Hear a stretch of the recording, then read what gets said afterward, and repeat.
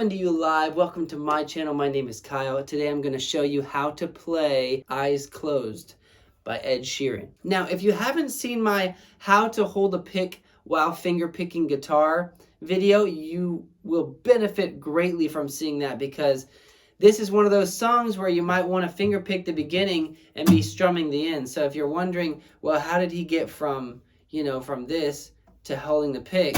I'll put a link to it here in this video. Go watch that video. It's going to show you the trick that I do to make that happen. So starting with the verse here, we've got just a 2-finger picking pattern. I'm going to break my own rule here and just use these 2 fingers, even though normally I teach using all the fingers in their place and the thumb on the top too.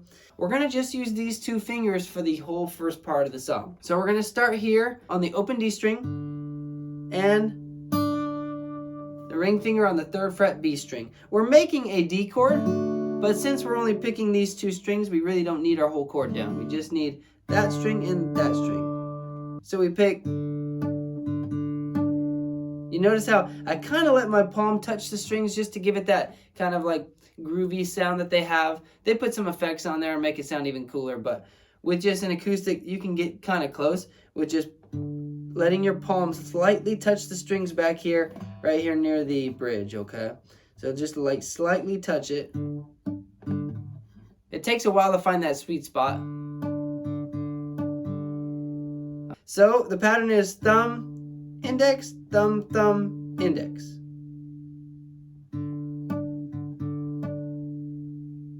Then we're going to use our pinky and stick it way up here. If you don't want to do that, you can do all this here. Right, I just do it like this because I like to be prepared for my D chord later. And I've just gotten used to reaching that pinky. But you can switch fingers around and do middle here, and then use your ring here on this next part. So we start with, and then we put our ring finger here, or if you were here, you put your pinky here. Either way. And we go thumb, index, thumb, thumb, index. Okay, that's the 4th fret A string, by the way, that note.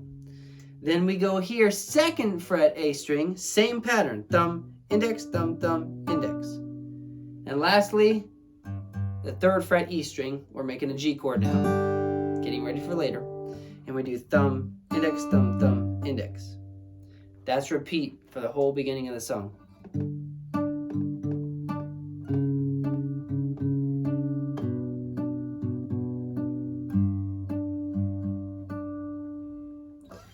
Let me stop for just a second and say, if you are a guitar player who sometimes feels like you get stuck, you kind of hit that plateau and don't know how to keep getting better, what you should be practicing, when and how, download my free practice guide. There's a link in the description below. It's going to help you out a lot with this. This happens to every musician, so make sure you download that and you'll know where to go at all time. I don't always give it away for free, so make sure you get it while it's there. Let's get back to the song. Once the beat drops in on the chorus, the beat goes boom, ga, boom, boom, ga, boom, ga, boom, boom, ga, boom, boom.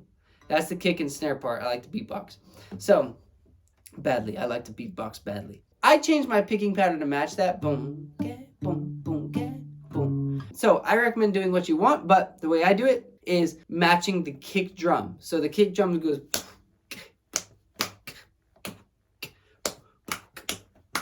So, I like to match my thumb with the kick drum.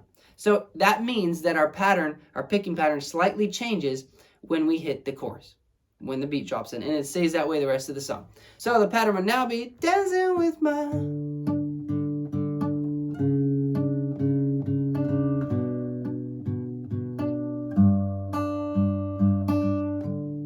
So you got dun.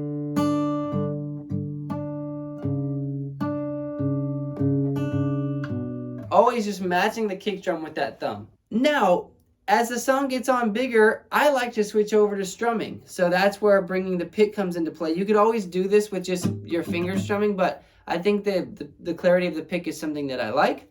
So once we hit, the 2nd chorus or deeper into the song, at some point, I like to switch over to, from the picking to the strumming, which would be D chord.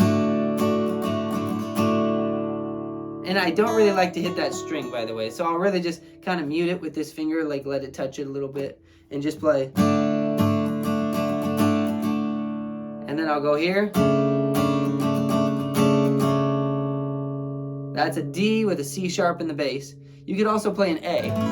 Either one works in this case, so. Right, or.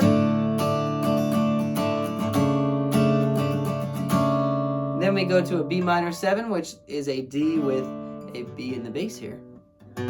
Just hitting those 4 strings, really. And then a G. And I don't put that index down a lot. I like to just mute that string and with this finger, just to keep it a little more simple. And the pattern being down, down, down, up, up, up, down, down, up, down, down, down, up, up, down, down, up, down, down, down, up, up, down, down, up, down. Let me just do a little mini playthrough just to remind you of how the song goes. So beginning of the song, first verse.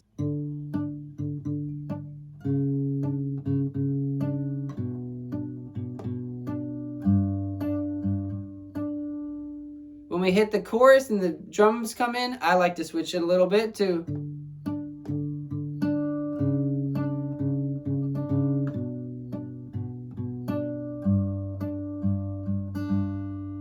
And lastly, when the song gets bigger towards the end, I switch to strumming.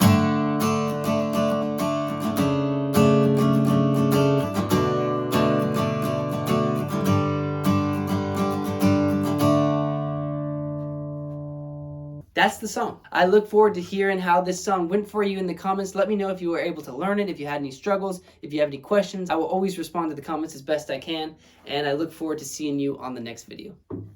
Hi, hi, hi.